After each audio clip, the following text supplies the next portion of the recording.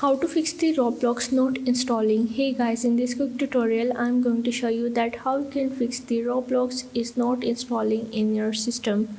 So the steps are really easy and simple. So now let's get started. So first of all you have to go into your Windows, and from here you have to go into the Run app. Now once you're in the Run app, as you can see that here is the open source for your Run application. Now here you just have to search for the app data. You have to make sure that you type the small alphabet and you just have to click on the OK. Now from here you have to go into the local, and from here you have to scroll down and find the option of your Roblox.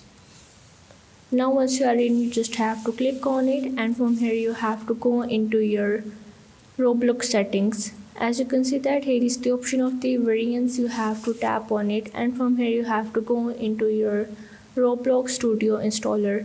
Now basically what Roblox Studio installer do, it will add the configure and install your Roblox into your system, and after that you just have to click on it and you are able to install your Roblox Studio in your system.